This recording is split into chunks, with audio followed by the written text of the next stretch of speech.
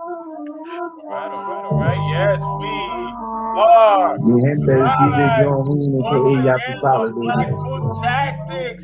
Yeah, should we put the disclaimer? Always. We gotta put the disclaimer. Let's put the disclaimer. Always. John, give me a break. All right, Sandy. Here we go with the disclaimer. The following presentation openly expresses, thinks, and shares without limitation to social divisions, unless you count some of our hosts lacking decency. Viewer discretion is advised. Viewer discretion is Oye, very hoy advised, sí, but you hoy know sí what? es de vibe. You're gonna learn today. Eso me This gustó. is archaeology. Mira al otro, sacó el cango, mira al otro, mira.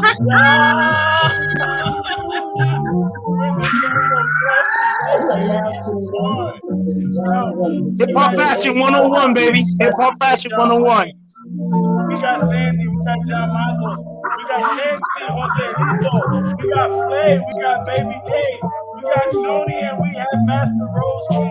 Holy shit. Si ustedes están viendo esto y no salen de aquí a Guadillano, es porque puñetas no estaban prestando atención. This is what's up. Guys, how's everybody doing, man? And thank you for all good, baby, all good. We good. Yeah. So, John, whenever John gets a chance, John, bring down the volume just a little bit. Can you bring it just a little more? A little more down. Yeah, man. Que se oye, se cuela mucho el sonido. Yes. Ahora sí se escucha todo el mundo. All right, everybody. So this is what we're gonna do. Every now and then, I'll put my microphone on mute and all that, so we can give everybody a chance to break down whatever. But today, ladies and gentlemen, let me tell you, there's a lot of. You're not hearing me, or John?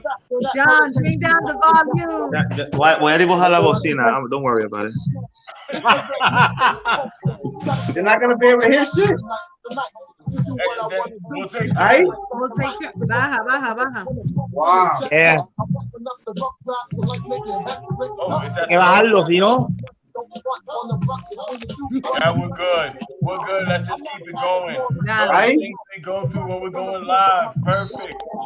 We have a lot of history, right? I'm going to say it the way it is. I'm 46 years old. I've been in this for, yes, ma'am. I'm 46 years old. I act like I'm 12. I've been in this for quite some time.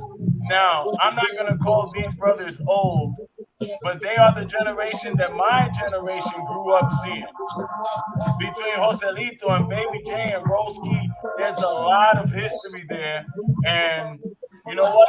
Let's start it off like this. Voy a empezarlo con esto, que es algo controversial que siempre se escucha. And even though everybody's going to have their opinions, las opiniones son como el boquete del culo, todo el mundo tiene uno. Y según ellos, el de ellos es el mejor.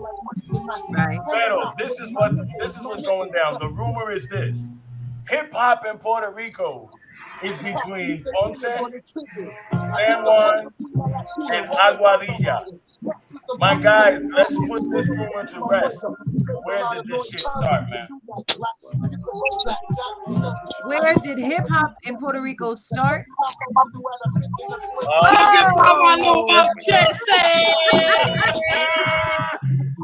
Ahora sí, ahora se empató el juego. Ahora se empató el juego, papi. Papi, ahora sí que estamos completos. ¡Uy! ¡Salsa!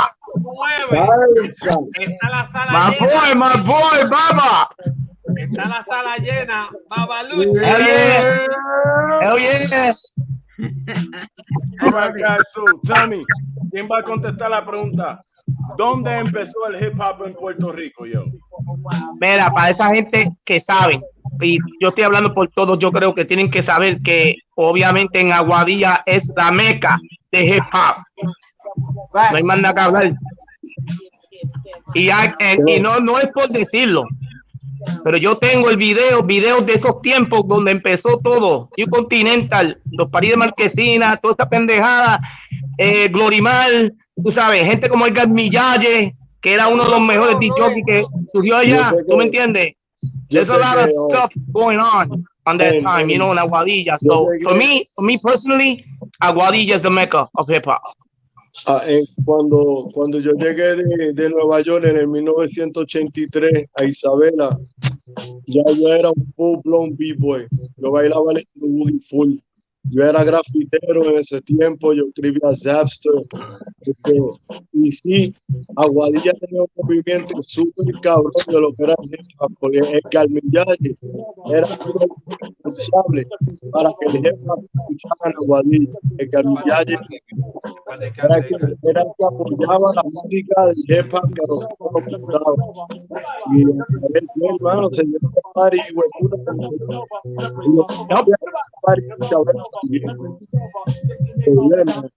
cuando yo llegué en el 83, había un loco aquí. El más hip hop que había aquí era un cabrón que se llamaba Derek de la Marina, que era una música de Michael Jackson.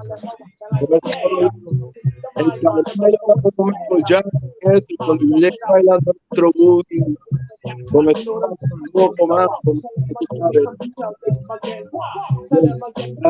cabrón para Isabel. Pero bien,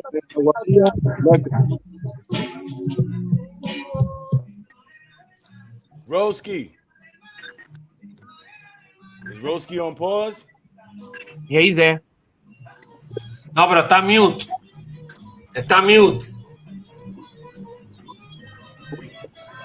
Qué bueno verlos a toditos. Saludos a todos. Yeah, he's got it muted over there, Roski. When you get a Saludos. chance, mute it over there. All right, so the hip hop that you guys encountered, was it first the b-boying part of it? Was it the DJing? Was it the graffiti? Like did it all hit Puerto Rico at once as a culture, or was it just one of the branches? I did both. First and then the other. I did both because I came with both. I came with both elements from New York, from Brooklyn, New York, in '83 over here. I started in '79, so when I came out here, I was already b-boying and I was graffiti writing around. At least when I got to Puerto Rico for the first time, I remember I started seeing b-boys.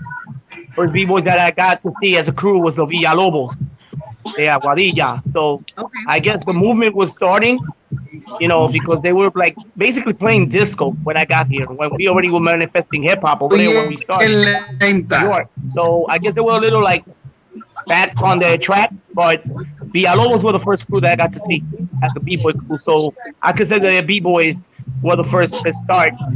And then the graffiti, when I met Flavor afterward, you know, that I got to see his stuff, doing his stuff and everything. So yeah, I could say that b-boying and graffiti, I guess, were the first two elements that were manifested first, then the rest came through. Y se tardó mucho en explotar. O sea, le dieron una prueba y rápido cayeron juqueados, o se tardó un tiempo en desarrollar. Fíjate, yo diría que se desarrolló lentamente. I'm not gonna say que de momento explotó, you know, porque había muchos chamaquitos que, como siempre, they thought it was a fever, una moda, algo nuevo, fresh, tú sabes, que ellos pueden aguantarlo. Pero después que yo diría, like, maybe it took like a while, I guess like maybe a year or maybe a little bit less, I guess, para que las personas manifestaran, tú sabes, de la cultura. Because basically everybody thought that everything was going to go fade away. Como obviamente pasó con lo del b-boying. It faded away in a while, you know, pero en este momento everyone was caught up with the fever, let's say that way, you know, porque no todo el mundo llevó eso de corazón. You know, they was just doing it just to get down with us, you know, that's about it. But once they saw everything was going played out or whatever they want to call it, muchos de ellos se desaparecieron del mapa. Pero si tú vives esto de corazón y your style of living is this, que tu estilo de vida del hip hop es como lo vivo yo, como lo vive Flavor, como lo vivimos muchos de los que estamos ahora, ya tú sabes que esto es real y es la cultura que llevamos la sangre, tú me entiendes, desde el día uno. So, yeah. You know what? Tengo una pregunta que quizás no muchas personas lo han pensado, pero tú sabes como que todo el mundo tiene su manera de escribir. Los Angeles, bien largo, bien wild style. Más largo que wild style, en mi opinión. Se ve como que caligrafía larga, vertical. Old School Brooklyn tenía una manera, especialmente con letras como la S, de hacerla bien redonda. You know what I mean? When they would tag and stuff like that. Is there a style that defines Aguadilla or Puerto Rico? Or do we just do anything and everything that has to do with rap? I think we adopted the styles and everybody just kept perfecting it as time passed.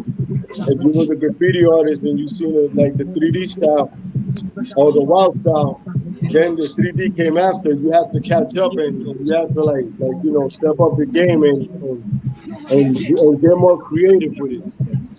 There was a lot of people, man. I think when I was in Isabela, there was this kid called Co-Star. He came from Miami. He brought an ill style, like B-boy style. His style was crazy, and the New York style was different. My style was different, but his style had a dope ass. It was a dope ass graffiti style to it, bro. You know, it had little thick arrows at the end. It was more bubbly and wavy. And he also did wild style. He was dope. And that was different seeing him from Miami than me seeing my boys and being with my boys from New York. So it was a difference, especially in LA. Some people was crazy with it, bro. That was crazy with it. Forget about it. ¿Y cuál fue el primer estilo que empezaron a tirar en las calles, tagueando? En Puerto Rico, en Aguadilla. Oh, man, I don't know, man. I mean, I wouldn't know in Aguadilla. I know CE1 had Aguadilla on lock. El que tenía Aguadilla on lock en esa época era CE1. Y otros 2 o 3 graffiti artists más que estaban por ahí, mano, pero en la época temprana fue el mano, que era wild style, el estilo que él tenía, que lo que había era candela. Lo que había era candela. Ese cuco tenía esos wild style con esos throwups. Tenía todo eso por ahí, el pueblo. Cuco se la vivió por ahí. Cuco se la vivió de verdad y Cuco se metía dentro de los túneles en Nueva York, en los trenes, y ese no solamente como nosotros adaptar, el graffiti, todo lo que hacemos, yo lo aprendí allá también eso, pero ese vivió la vida como lo de Wildstyle, ahí, él por trenes, él salía, él estaba en una conversación con alguien y estábamos al lado de fútbol y él estaba hablando con una chica, le decía a la chica, párate un minuto, y se ponía a hacer un tag y la tipa como que Joselito, tú también la misma pregunta. Yo vi que tú estabas como que querías decir algo. Are you there? Sí. En mi comienzo en Aguadilla, pues lo que pude ver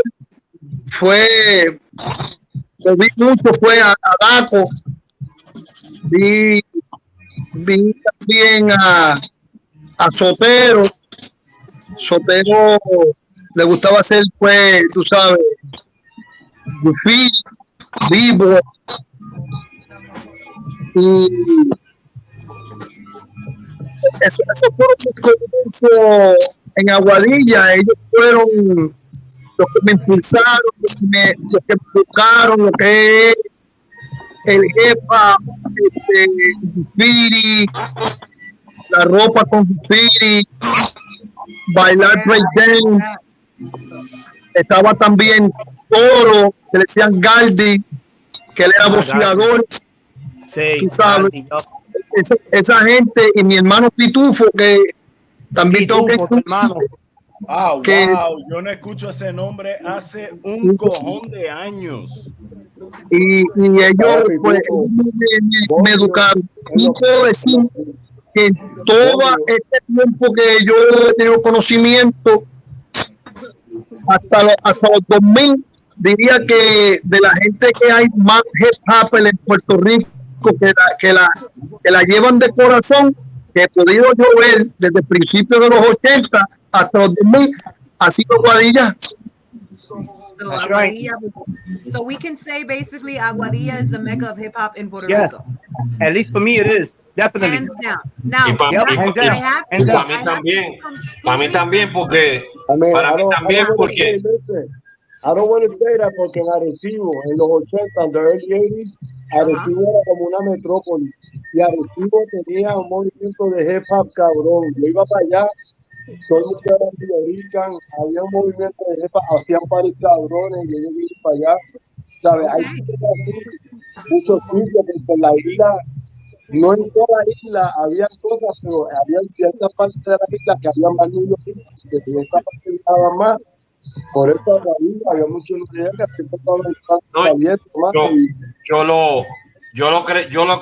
lo creo así. ¿Por qué lo creo así? Yo lo creo así porque acuérdate, en esos tiempos había mucha juventud viajando de Nueva York a Puerto Rico, de Nueva York a Puerto Rico, de Nueva York a Puerto Rico. Y en esos tiempos era que estaba el movimiento bien pegado, el b-boy, el graffiti, que andaban con los libros y qué sé yo qué. So, puede ser que hubieran otros pueblos que estuvieran también con lo suyo, pero como donde yo me crié fue en el área oeste y donde yo aprendí y crecí fue en el oeste, y en el oeste fue que yo vi los bailarines, en el oeste fue que yo vi los b-boys, en el oeste fue que yo vi los DJ y en el oeste fue que yo vi los MC, ¿me entiendes? So, yo, por lo menos mi opinión, yo puedo decir que Aguadilla es la meca, ¿me entiendes? Pero yo entiendo Igual que yo. ¿Entiendes? Porque Baba también él estaba en el movimiento, ¿me entiendes? Claro. Porque él venía ya de allá de bailar y estar en el género, en la cultura como tal, ¿me entiendes? Y él vivía en Isabela. Y acuérdate que nosotros nos dividíamos por región. Casualmente el área de Aguadilla siempre jangueaba que si Moca, Aguada, Mayagüez, esa gente de Isabela pues jangueaban más para Atillo, Camuy, Quebradilla, Arecibo. ¿Por qué? Porque como que estamos divididos como una pizza grande, ¿tú me entiendes? En 8 pedazos, ¿ves? Entonces cada pedazo va para un lado. Pero como te dije, por lo menos yo lo aprendí con muchas de esas caras que están en esa pantalla y con muchas de las caras que están en esa pantalla yo aprendí mucho. ¿Estás así? Broski, can you hear us? Brujo, can you hear us? Brewski, coming in. Finally hear you. All right, yeah. Era tiempo, el mudo habló. El mudo habló. Mira. Tú sabes que Oiga, ya pasó una persona de eso ahí de la quinita Flavor. Mala mía, gente, mala mía. Ya llegué, mala mía. No te preocupes. Yo había tenido una conversación con Brujo ahorita, ¿verdad? Y yo le hice una pregunta a Brujo y yo quisiera que no solamente Brujo, pero ustedes tienen una opinión que me contesten esto. Y esto es la pregunta. Cuando se habla de pelea, ¿verdad? Tú más o menos puedes mirar a una persona y decir, a este le gusta usar las manos, a este le gusta agajar, a este le gusta tirar patadas. Hay una manera de distinguir si una persona es graffiti o MC o DJ o b-boy por la manera de él vestirse. Can you look at what? Bueno, mira Cuco y mira Flavor. Mi sillón. Estás en los 80, ahora mismo estás en los 80 con Flavor ahí mirándole con Baby J. That's right. That's right. Eso Mira, es lo que hay. Yo te puedo dar mi opinión. Si yo veo a Baby J y a Brujo, yo digo, estos tipos le gusta la salsa.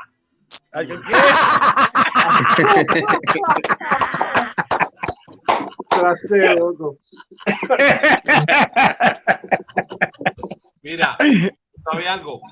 Algo bien, algo bien de nosotros, de la cultura, en verdad, de lo que representamos. Siempre vamos a dejarle saber al público que nosotros representamos algo. Es así. En la gorra puede ser que le escribamos un tag, o vas a llevar algo, tú sabes, el outfit en que va a estar vestido, claro. ¿Me entiendes? Tú sabes, va a haber algo que tú vas a decir, de tu verlo, tú vas a decir, este tipo o este tipo. Exacto. Exacto. Algo hace porque. Algo, exacto. Algo van a decir cuando te ven la imagen tuya, es true. Tú lo vas, siempre. Se llama body language. Body language. Yeah. Exacto. Por eso es que yo te digo que cuando uno va a un supermercado, un comercio público, you know, anywhere you go, y tú viste de tu forma que tú siempre has manifestado el estilo de vida tuyo, que es hip hop, te van a mirar, pero van a decir, caramba, ¿cuál de los 4 elementos este hombre está representando? Porque acuérdate que representamos hip hop, pero cada cual tenemos el elemento, sea b-boy, DJ, graffiti artist o MC, ¿tú me entiendes? So, tal vez te digan, somos como los superhéroes. Fuego, cada uno representa algo, ¿sabes? Así exacto, como los Avengers. I mean, hay cositas como que, mirarle los dedos a un grafitero.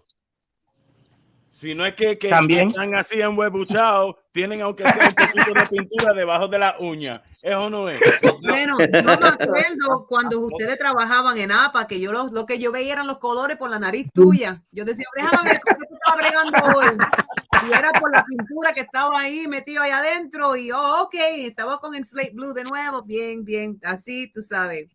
Es que para ese tiempo también teníamos como 80 cajas del cabrón slate blue ese. No podíamos Rapidito, saludito a Anthony, a Paco, saludo a Smile, que están todos por ahí viéndonos.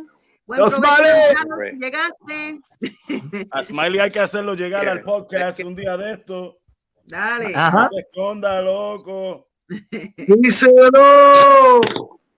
Pues sí, es una buena pregunta, ¿viste? Que cómo es que uno, si es que existe, ¿verdad? Is there a way to identify, to be able to see, okay, you know what, that looks like a b-boy right there, just by the way they hold their book bag. Why do they have a book bag on instead of That's it. There you go. I think a lot of that's it. There you go. That's it. I think before, when it first started, a lot of the b-boys used to wear their colors, like if it was a gang, because the b-boys used to have their, you know what I'm saying? Their crew. They used to rock their crew a lot, so you can know the b-boys a lot from that. You know what I'm saying? Yeah, or their shirts. Their shirts with names, you know, like the crew name. You know, they used to go all in the same color type, so like battle and stuff. Yeah. So it was crazy. It was crazy. Dale. Well, I mean, bueno, antes, when I was growing up in the hip hop community, if I saw people like with baggy jeans, but I know they could still move in it with comfortable sneakers, I could pretty much say, you know what, he's a b-boy, or he's got a windbreaker on. Nobody said b-boys for a while were rocking windbreakers. You know what I mean? Right. That means there was a vinyl. You could smell the vinyl or the cardboard box somewhere, and you're about to get up in somebody's ass. Yup. You know what I mean? If a person has the latest, not even the latest, just you always see them with headphones. No importa que, you can say, well, there's a good possibility. Me siguen llamando, my bad, man. I'm sorry. Ahí baba ya. Cuando yo llegué de allá afuera, cabrón, yo jangueaba con el Walkman para todos lados, que como nos conoce, sabe que eso es verdad. In the clubs and JD's, nigga, con los Walkman, everywhere with my shit, nigga. Mira, I'm glad that shit. Yo tengo una foto con el bulto y los Walkman puestos. Ay. Estoy escuchando. Mira, yo después cuando tengo un brequecito, cuando me den permiso, yo hablo. Ok. Tienes que decir, Missy, tienes que pedir permiso, Missy, yo. ¿Puedo hablar ahora, alguito? Dale, sí, por favor. Si me dan un break. Dale. Mira, antes que nada, un chispito, brujo, un Díselo, saludos a todos. sí, no joda el tiempo. All right, class. No, Calm no, down, no, break it down, boys. me Let's quedé go. callado para que ellos disfruten hoy. Bruto, voy a hacer café. Dale. Mira, Dale, brujo. este podcast empezó hace rato entre yo y Joey Sasa por el teléfono en casa, así que no hay mucho de la hora. Pero sí les digo, 24 primero minutos. a todos que son familia de esta cultura y que aman y representan algo que es inmortal. Uno. Segundo, ahorita escuché cuando se estaba hablando del principio de la cultura y le expresé a Joey Sasa en el 82, julio 1 del 82, cuando yo en Puerto Rico, el hip hop no fue aceptado por la cultura de Puerto Rico. Fuimos rechazados y decían que nosotros no ser civil, los que llegamos, los pioneros. Sí. Los frikis y los joqueros. Ajá, los frikis y los joqueros. De lo que nosotros tanto una vieja, amamos, cabrón. y volvernos como ellos querían que uno fuera. Sí, eso es lo que había. Había que decidir. Pues nos quedamos nosotros unidos, los poquitos que habíamos en eso. Cuento mi hermano que Master G Sonic, que se llamaba él, y que era mi pareja de baile para aquel entonces, y corríamos la isla y competíamos, pero sí estamos claros, porque no hay nadie que pueda decir un cuento como el que nosotros corrimos alrededor de Puerto Rico. Yo representé 14 veces el primer lugar en popping alrededor de la isla, y competí con todos los crews que habían alrededor de la isla, pero estoy claro y seguro que el sazón empezó acá en el oeste. Inclusive cuando ustedes hablan de la vestimenta es un I need everybody to put their mics on mute, please. es de una cultura. Sasa me preguntó y yo pudiera por su vestimenta. Claro que sí, como se define el que por la forma que se pone de pie, el que define uno de artes marciales por la forma que él acciona defensiva o ofensivamente, porque hay estilos variados de cómo la gente, según el estilo de vestimenta y el swag que llevan, porque hay una cosa diferente entre swag y actitud. La persona que tiene una actitud no le importa el demás, le importa él solamente subir hacia adelante y tener el spotlight único y exclusivamente para él. El que tiene swag tiene un estilo gustoso y sabroso, pero respeta a todos los que están alrededor de él o de ella, para que entonces sea atado y sea querido y tenga, como se dice, el apoyo de todos los que están dentro de esta cultura. Nosotros tenemos que mirar lo más importante, que para mantener una cultura unida como una familia, deberíamos sí disfrutar el estilo nuestro, nuestra vestimenta y nuestra cultura, sin tratar de tener el spotlight. Nos quedamos única y exclusivamente con el elemento que manifestamos dentro de los 5. Que sigo diciendo 5 porque el más importante es cuánto sabiduría y entendimiento, y no pueden manifestar ninguna de las otras culturas o ninguno de los otros elementos si no te conoces a ti mismo y no sabes hacia dónde tú vas. Facts. Pero Thank you so much. Y con respeto, se rompen las barreras, y esto lo tenemos nosotros bajo nuestro control, y no bajo el poder de la gente que prostituye nuestra cultura, se hacen de billetes a las costillas de algo que nosotros creamos. Y sin embargo, y a mí no nos toca la bendición que ellos han hecho tan rico y han lucrado tanto de lo que nosotros nos hemos fajado por llevar en nuestra sangre, en nuestro corazón y en nuestra vida. Ahora me callo. Maybe part of the reason why society thought we were so aggressive, our style, our subculture, is for one simple word: battle. Yo, déjame decir una palabra. Sí, Café. sí. En esa época, Brujo bailaba cabrón. Está bien, puede seguir. Okay. ¿Sabes? Pero antes que le conteste la pregunta a Uno Joey, de los Baba, mejores me quedé con poppers que las yo he ganas. visto. Sí. ¿Dónde está el café, Baba? Que te vi sirviendo, me quedé yo con las ganas. Mírala acá, esperando. Hecha. Coño, en la media, yo, ahí está, coño, salsa. Ok, dale. Que vi con Envíale cara un- seria, yo, ay, Mira, un email de café. El día que llegue eso, chacho. Vivi. Si así que estamos, dame un poco a mí también. Saludo a Kevin. What's up, Kevin? Smile. Cousin Anthony. What's up, everybody? Ajá, pues Joey, haz la pregunta de nuevo que se me olvidó. So did I.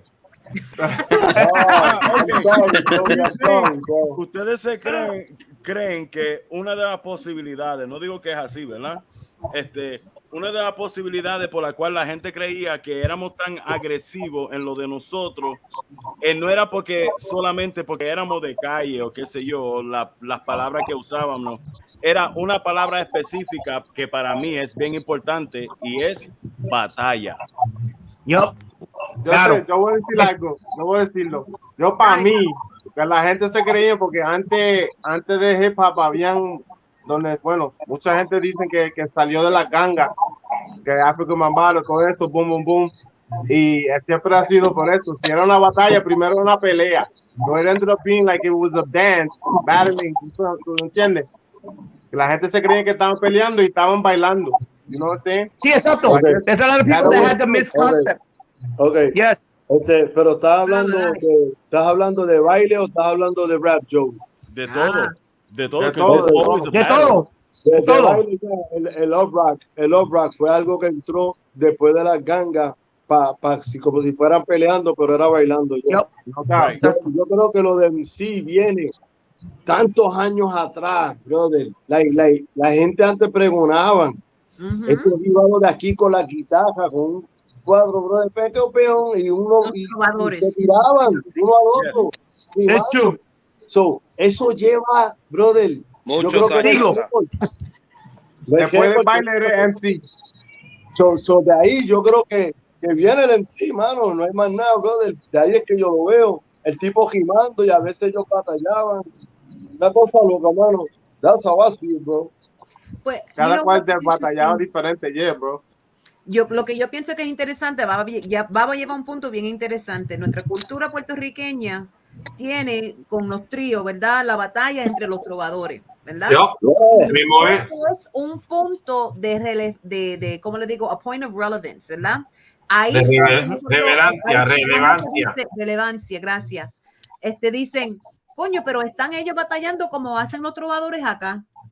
Eso me hace sentido. Ahí es que ellos pueden entender un poquito más de la cultura y también puede ser que nosotros, la cultura puertorriqueña, hemos podido asimilar tanto junto con la cultura de hip hop, porque al fin y al cabo nosotros somos parte de, nuestra cultura es parte de, y también que yo tengo entendido, me pueden corregir ustedes, ¿verdad? Porque es que yo sepa, al lado de John, yo soy la baby aquí también, me pueden informar que la cultura puertorriqueña tiene mucho que ver con lo que se ha forjado originalmente el hip hop. Because we were claro. We were there. Hay muchas raíces de los boricuas. We were right there since day one too. True. Okay. So, so what I'm seeing is that there's a lot of, points of relevance that kind of like echoes. Dejan a Joselito hablar, Dito, que Dale, no habla. Joselito, que no te escuché, perdóname, Joselito, si estás en mute, unmute. Entro ya mismo. Dale. Sí, yo puedo ver en la cultura del hip hop algo que siempre me llamó la atención y es de usar tus habilidades como tú sabes, tus skills, tanto que sea o en el breakdance o usar tu mente o dibujando. Tú sabes que para mí es algo increíble, me gusta. Me gusta siempre, hoy en día, pues, como puedes ver, pues, ya ya nada tiene que ver con usar tus habilidades, tu inteligencia, tú sabes, y la cultura por sí te Ahora mercadeo. ayuda, tú sabes, te ayuda a ver lo que tú puedes hacer, tú sabes, contigo, con tu vida. En mi caso, pues a mí me llamó mucho la atención el breakdance cuando era bien jovencito, como 82, 83, 84. Fueron para mí mis mejores tiempos de breakdance. Ahí, como te dije, conocí a mucha gente, Sotero, estaba Daco, estaban muchos bailarines en Aguadilla, tú sabes, B-Boys, que sí bailaban. Bueno, estaba mi hermano Cuco también, no puedo olvidarme de él jamás.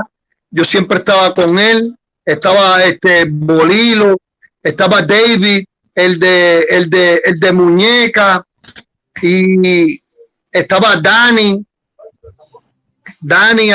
el de Montaña, que tampoco lo puedo dejar, que son gente que son para mí pilares, tú sabes, no tanto del baile, sino de la cultura completa del hip hop, que gente que enseñaron, que nos educaron, tú sabes, yo pues, Prince, tú sabes, que escribía Dani, no me, si no me recuerdo bien, creo que le escribía Prince o Kid Prince, algo así que escribía él. ¿sabes? Y Aguadilla no es por echármela o porque sea mi pueblo, tú me entiendes, yo no voy a exaltarlo más allá de lo que puede ser, tú sabes.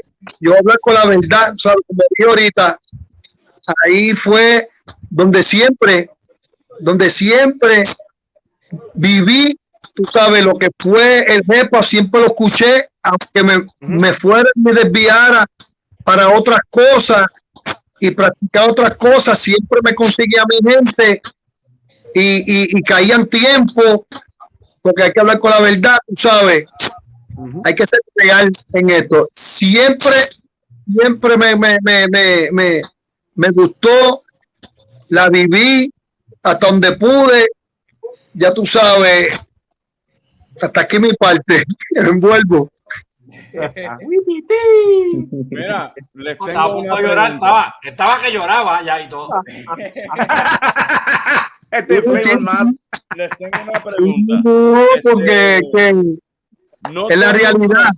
Chéquete esto. En Estados Unidos, ¿verdad? Vamos a ponerle.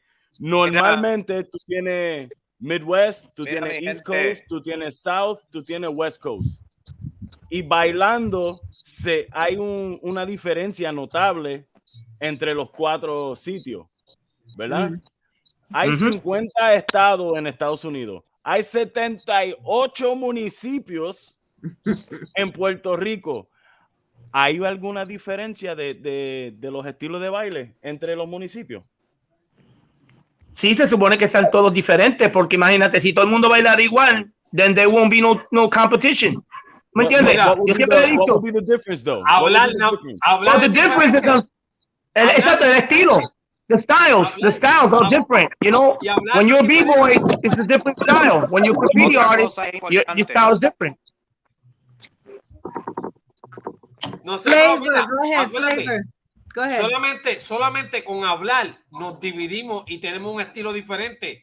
El oeste Exacto. habla de una Los manera, estilos varían. la metro habla de una manera, tú sabes, en Mayagüez hablan de otra manera, todos los lugares tienen Mi gente, palabras no solamente eso, diferentes. es que de donde tú vienes infunde.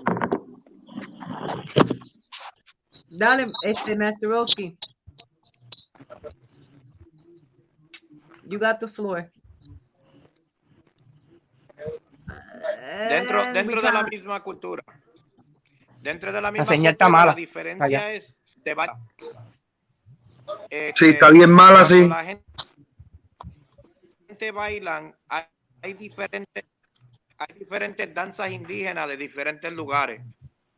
a donde esas danzas indígenas está bien mala, pero si acaso hay problema con la conexión y tengo que salir otro momento y conectarme con ustedes, con mucho gusto lo haré. Fantástico. Okay. Fantástico. I Pues, think that would be best. Dale. That would be awesome. Thank you. de ta- Yeah, the signal is tantas off. culturas Yeah, the signal's real diferentes, bad. hay diversos estilos de baile. En el mismo graffiti, desde los para acá, que fueron los que vieron en paredes. Entonces vienen los estilos diferentes. Demasiado de mala la señal. Sí, está bien mala la señal. Si puede ir a regresar, te lo agradezco. A ver si ayuda. In and out. Yeah, you're in and out of El dinosaurio está en una cueva metida. Just to kind of recap, ¿verdad? Hacer el contacto. The graph artists that are showing their pieces right now. Yo veo el de John, veo el de Za, pero no veo el de más nadie. Flavor está ahí emocionado también. Vamos a ver. Flavor. Yo lo que tengo es lo que representamos. Ah, Area, es chulería. Oh, Yes. Yo lo que representamos es hip hop. Ah, Yeah. Pues mira, I need the question por esto. Una vez más, yo no sé ahora, pero back in the days, si un tipo era top rock heavy, o tú no lo podías ni mirar bien y ya te estaba tirando un up rock, tú sabes, y tener un flow con la parte de arriba del cuerpo, you could tell this guy's pretty much from New York. Yeah, of course. Miss the beat, boom, boom. If the dude like did a lot of juego con footwork, footwork. Right? A lot of almost crip walking stuff, you could tell he's from the West Coast. True. You know, if he's quizás no tenga mucho sabor, pero su técnica está al 100%, quizás viene hasta de China o de Hungaria, que son gente que son técnicamente, they're very technical with their movements. So that was my question. Tú sabes, ¿cómo tú puedes mirar un b-boy de Ponce y saber que él es de Ponce? Y si es que se puede, you know, can you look at a guy and go, este es o de Cagua o de Luquillo? Porque eso I guess by the way he dances. I guess it's a different way of style of dancing. Like right now, if you see someone like you said, you know, with a weird kind of dance that you've never seen before, you're gonna be like, this guy's not from here. This guy got to be from somewhere else. And you know, because that's the way at least I see it. You know, because in our crew, we used to like go to my metro. And we saw a different kind of crew over there that they were totally different for what we know. So we were like, wait a minute, these guys, you could tell they're not from here. Out of curiosity, do you know, like, can you give an example of what makes it different between the Metro and the West Coast side of the island? Yeah, that's what I was going for. Okay. Well, basically, I could say that obviously, well, in the b-boy side, because that's where basically I focused on a lot with my crew. We had some basic steps. We weren't really like thinking that with everything that we learned and everything that we were gonna be able to win a competition. So when we went to the Metro was already upgraded with some steps that we were like a little behind, kind of like flares, you know, and air chairs, kind of like a New Yorker. So they had these steps way ahead, and we were like, okay, why don't we have these steps? Like, why are they ahead of time? And everything was due for VHS tapes that were already coming to the island of b-boying events in the States, like the Rocksteady Crew anniversary, or like the Japan Rocksteady Crew that I have on my collection, or events like Battle of the Year, you know, they were already ahead of time because of that. That's why they were ahead of time, because they were seeing these videotapes. So we were like, yo, so we got to step up our game if we want to get this crown. So that's when I started doing my research, and I met these people in the Metro in the store NYCA that is not available right now, but they were the first to bring a hip hop store to Plaza La America, to dedicate it to the hip hop community. They had everything. So I started purchasing a lot of VHS tapes from New York, from California, different type of places that they were going to be different styles. And that's when we started taking some ideas, you know, because obviously a lot of people were like, oh, that you can't take this style because you're biting and this and that. But if you go to the history, there were already people doing this before the b-boy even existed. People head spinning, people playing with their footwork in the floor. And me and Roski got that to back it out on video, you know, because that was way before everything happened in the culture. So we were just taking like a little style, a little seasoning, and that's how I guess that we stepped it up. We went to the Metro, we represented, and they accepted us because we came like underdogs. Because basically, cuando el oeste va para la Metro, they see us like underdogs. No importando quién sea, because there's MCs that are fucking great in the West Side. Te digo la verdad, always. Pero cuando van para la Metro, they don't see them that great. They just see them like, all right, don't worry, wait your turn. If there is any time left, we'll leave you, you know, with the mic. But eso a mí me molesta because there are great MCs around the island. It doesn't mean the star has to shine on the Metro only, because I respect everything they have done. But they got to know we're in the island. We're not in the Metro only. You know, there's a lot of good talent in Puerto Rico. So they got to respect every element that is available, no matter where you're from. Even if your name is not on that top of the list, but you're good. And I guess in my books, that makes you a champion already right there, you know? Yes, sir. All right. All right. So you're saying that based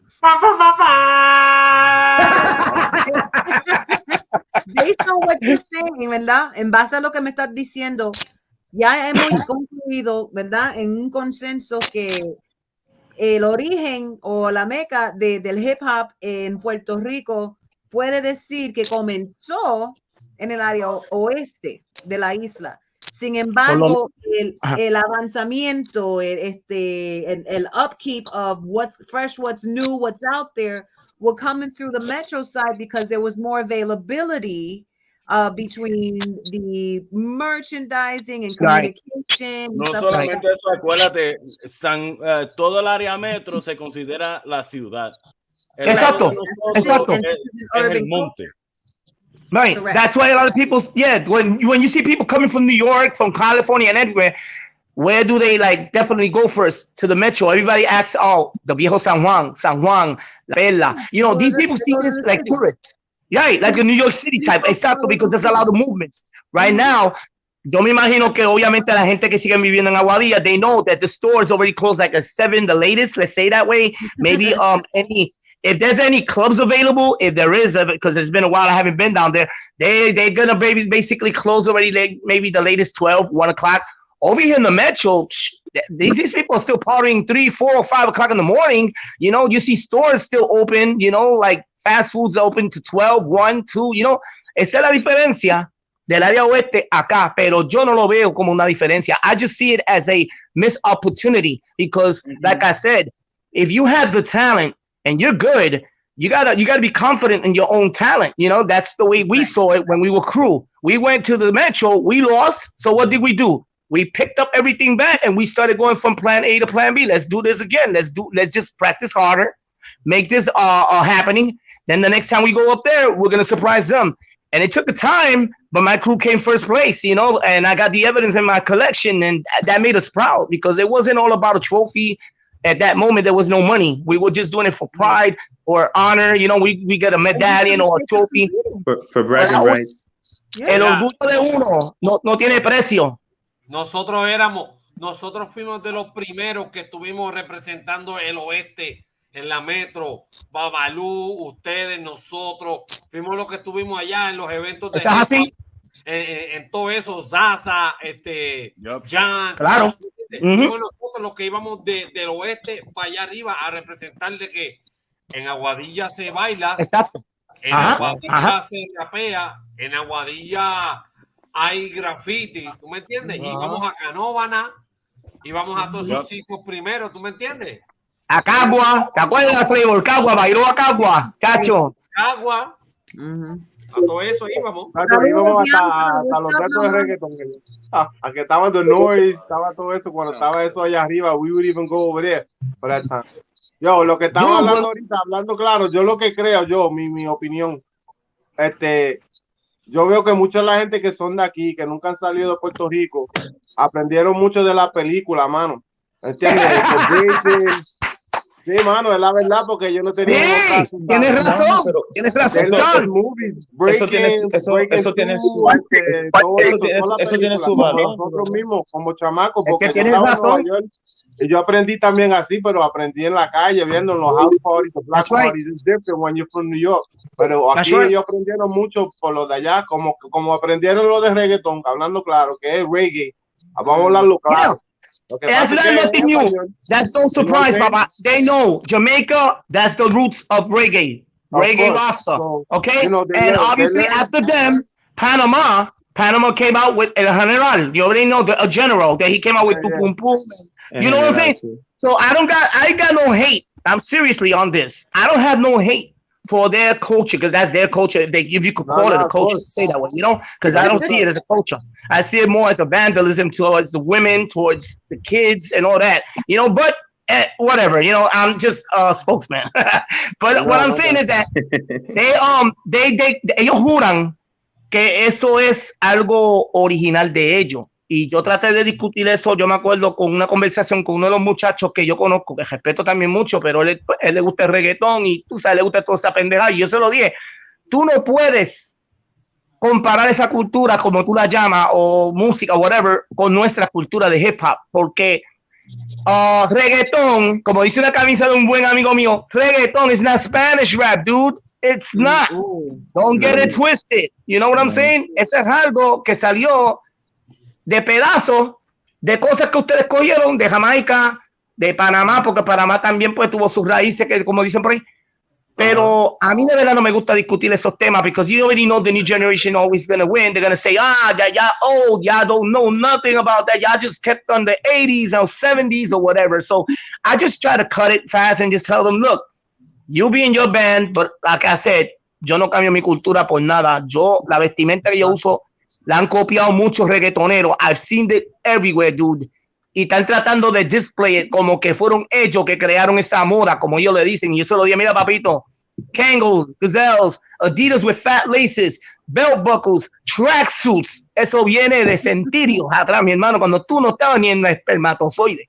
Sí, yo se lo digo. Don't get it twisted.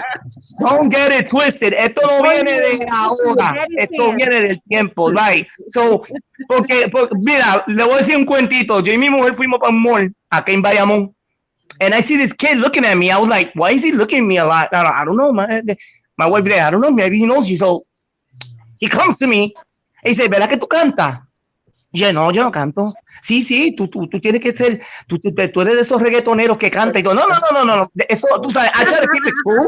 Yeah. I try to keep it cool. Like, what the hell did Jesus say? I told him, mira, nene. No, muchacho. Mira, nene, si a ti no te han instruido. No, si no te has instruido, no te equivoques, que lo que tú estás viendo ahora, esta vestimenta es de la cultura del hip hop. Si tú no sabes lo que es el hip hop, yo no sé dónde tú estabas en los últimos 20 o 30 años. All you gotta say is Google it, and they'll figure it out. Google it. Yeah. I just gave him my YouTube channel. I blessed him with that. I said, yo, go to my YouTube channel, and you're gonna know what is the dress code, the culture, the dancing, the graffiti, and the music of DJing. Ya está, con eso lo dejo la pali. What's Mira, up, sí. Carmen? We're in Sí, the baby, family sí. now. Si Baby J le cae con una puñalada, nobody here will blame you. Todo el mundo aquí te perdona. No, I'm good. It's all about peace. I'm You're good. right. It's all good. Bianca makes a good point. She says the dialect, in other words, the slang, the way that we speak, that's very much part of the hip hop culture. Oh yeah, definitely. It's to the point where it's ingrained because when I was coming up through the hip hop culture, it was already up and moving, so it wasn't like starting. It wasn't something that might have been what we know now is trending or whatever was popular. It was there already. It is what it is, and that was something that I was already used to. I was like, well, isn't that what we all do? Isn't that part of it? So they made the word right. You know what I mean? And I remember you guys said something before in the island when I first got here. I say here, right? I'm in Ohio. In Puerto Rico, when I first got to Puerto Rico, they had said, "Are you a freaky?" And then there goes the dialect. Yeah, Yeah, that's the word. That's the word they use. Freaky. That's true. Are you a freak? What killed me, primero una patada en los Yo soy genitales friki, como papi, yo soy friki. reggaetón. Buen provecho, Giancarlo.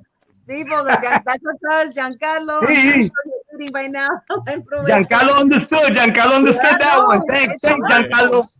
It's Yes, horrible to be. it is. No, It is. so It's this is how I felt. What happened to that now is like I work with a lot of kids, right? Inner city kids in here in Cincinnati. Most of my kids are African American. And the fact that they know that there's this one supposed artist, right? That you know, she was famous at the time, and I'm like, what, you got to be careful, you know, what it is that you're listening to. Not everything, you know, just because it come from New York doesn't necessarily mean, you know, it's about the right thing, you know, because they're very impressionable, these kids or whatever. They're like, Miss Felicis, so you like Cardi B, right? And I was like, no. Uri. You know, and so they're like, I was like, no, hold on. And they're like, oh wow, I touched a nerve. I was like, you gotta understand, when it comes to music, when it comes to hip hop, I'm a hip hop snob. I tell them every day, it's like, I don't want to hear anything from 96. That's it. That's right. That's right. I really don't want to hear it, you know. And they're like, what? I was like, that's the truth, you know. Maybe 2000s, depending. You got a couple of tracks, but nothing. You said it. Depending. Exactly. True. But 96 for me, it was like 94 through 96. That was the creme of the creme, and when it came to hip hop, hands down. You know? Especially the females in that era. You know what I'm saying? Like Salt and Pepper, MC Light, Tifa, Moni Love. You know, you can't beat that. You just can't top it. I'm sorry. Okay. Go ahead. Moni Love, Latifa. I want everyone who watches this show, and especially the younger generation. Yes, I know we sound like old fucks. Old fuckery shit. But this is something that the newer generation hasn't thought of, because our generation took things for granted and didn't realize the change. Everything that we have, from the way we dress to being able to dance in a party, definitely growing up being skinny, scrawny, literally fighting to have 5 minutes up on the motherfucking microphone. Dale. Carrying all of your records, not MP3s, not streaming shit, fucking vinyl. Oh yeah. That's this dude right here. This is all sacrifices that we made with love to represent our craft, to be able to push this to what it is now, push it to a degree to where none of you generations have to worry about paying those dues no more. We are the Million Man fucking march, and we marched it hard. So it's not about being sour. It's not about being old and aborrecido. It's about motherfuckers respect and pay your dues. Because no matter how much money you doing right now, if you ain't paying your dues in the parties, you're not paying your dues at all.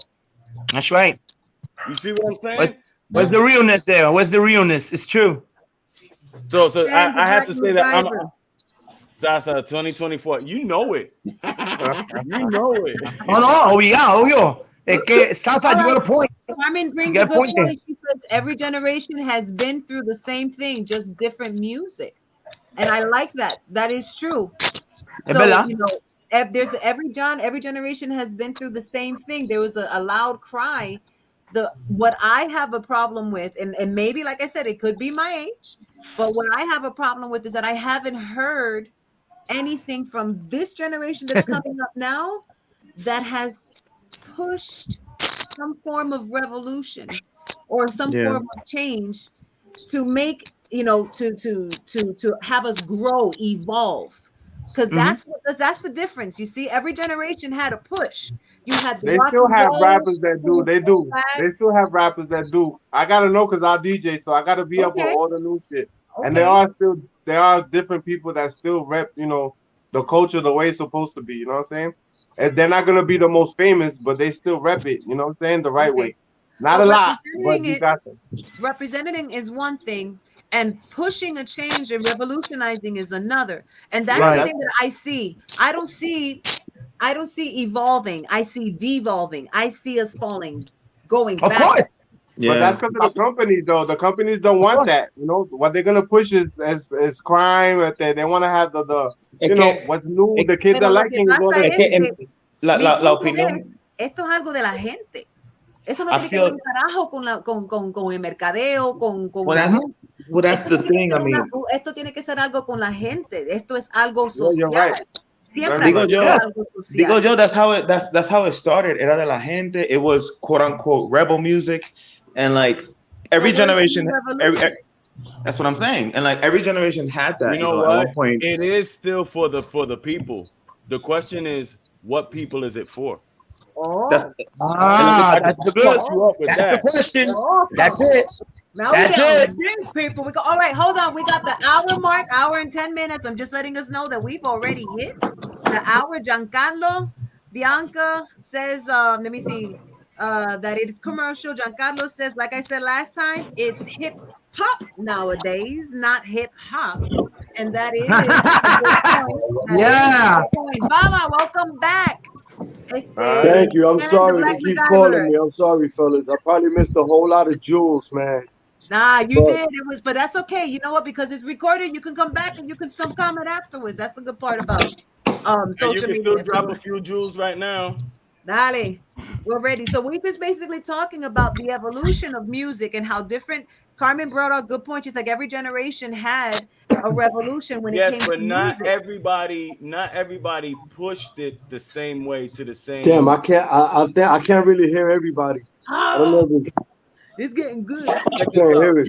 I'm gonna tell y'all, I might be sketchy on a couple of the details, but if I'm not mistaken, there was a situation like in the Cheetah or Palladium or something like one of those old salsa things. My mom Carmen, might be help able to, out, please, Carmen. yeah, my mom might be able to help us out. And if I'm not mistaken, Tito Rodriguez was asked to come into the back, or they wanted his band to come into the back because a lot of them were black. They're Rican and Cuban, but they were black, right? He was lighter skinned and he was the main leader, so it's like come in, and he's like, nah, either we all come in through the front, or I pick up my motherfucking big band and I'm out. You know, he pushed like that. He was like, this is what's up. Yeah, okay, he got his throat sliced, for doing shit like being a womanizer and all that, But when people were like, you know what, it's salsa versus rock. We can't let rock take over. Tito Rodriguez was one of the first ones to grab an electric guitar and put it into his actual band. You know what I'm saying? So Wow. yeah, almost every generation goes through that, but not every generation can say that they pushed as hard as we did, the way that we did, because our generation wasn't being heard by the boomers and much less by the generation that's in now. So it's almost like a never-ending battle that for some reason everybody hip-hop wakes up every day ready to fight. Be it with a pencil, be it with a spray can, be it with fucking fat laces on your sneakers. You know what I mean? We're constantly, we're like speaking Spanish in Puerto Rico. It's revolutionary. But you know what's crazy, Cacique? You know, I want to touch this subject on Puff Daddy because he's one of the biggest dudes right now. He's like a modern day Motown or whatever of that era right now. He has the power to do a lot of things. And we all like Puff Daddy at one time, the vibe, the music that he brought to us and all that. I don't know if y'all listening to this, y'all can hear me well. Yeah, we hear you. But one thing that I totally stopped supporting Puff Daddy was because when he had the opportunity to lift up some good artists, he decided to make a show out of them and make buffoonery out of them. Like he did us worse than the fucking white people did us back in the day, bro. Like he had them kids in House of Hip Hop or whatever, or making the band. Making the And band. he'll make these kids, he'll try to humiliate these dudes, bro. Like, yo, walk across the bridge, get me a cheesecake, and come back. Like, what that has to do with musical talent? That's public humiliation, bro. Yeah, Like, he was on some shit like, oh, he I'm did closing down the worse studio because than the y'all slave fight. masters would do it, bro. And he's black. And that's when you know when you have somebody in power and who the fuck you supporting and who you empowering, man. And it's crazy that people keep supporting these devils, man. And right now, he could support so many artists in New York City. There's so much talent. I was out there. I heard a lot of artists that was, but then again, they have their little societies that they do their little parties. And if you don't get down with that get down, which I'm pretty sure y'all heard the rumors, but it's true. You know, some people don't make it. And I feel sad to say that if some people doing a lot of humiliating stuff, like wearing dresses and doing stuff when these people wouldn't think of that. Even though I have nothing homophobic to say about nobody gay, I have gay family, gay friends. I love them. I ain't got no problems with them. But that's some shit that they'll put you through, bro. And they'll probably have people recorded and humiliated, and they'll be like, yo, I ain't got no choice but to do this. You know? So coming from straight sources, I'm not gonna talk just to talk, but you know, we're in a real house right here, I guess. And you know, if y'all want reality checks, well, that's one of them. You know what I'm saying? And man, bro, that dude is the devil, bro. Like we really came a far way, man, to try to get what we get at. When I came up with this concept I was gonna do called En La Unión Está La Fuerza, which I did one of them in Spain, in Barcelona. Este, my man, I wanted to do that in Puerto Rico, go all across the island with small events, picking up every MC. Then the last show, I wanted it to be in a Coliseum in Puerto Rico. Why a Coliseum? Because we have to give our hip hop artists a platform, a better stage, in order for them to get respected and heard. If we keep singing in the fucking Baja de Mala Muerte, like when we was in the Triple Beam era, that we fucking paid dues like a motherfucker. I think it knows, man. Like we had to really chew on fucking dirt, you know. And sometimes stay in places, al hora, and they won't let us get our burn over it. And I'm trying to do a big, huge concert, and people be like, bro, let's just do this over here. And I'm like, bro, that's not my vision. You know what my vision is? Me, I'm old. I don't give a fuck about me rapping. I want these young, talented dudes to be on a big stage. And thank God, at least, bro, there's stages, bro. El último evento que hizo Flavor, la una tarima de respeto. Los conciertos que están haciendo ahora esta gente, Alex, the Time Machine Squad, los de la guerrilla, they got some ill stages now for the MCs, bro. You know, I think hip hop is taking a huge evolution over here, man. It's going to another level. A lot of people are really loving it, accepting it. That shit is.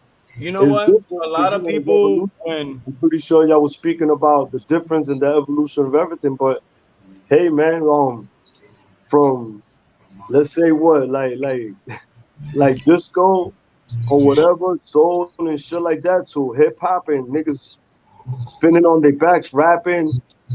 People didn't accept us either.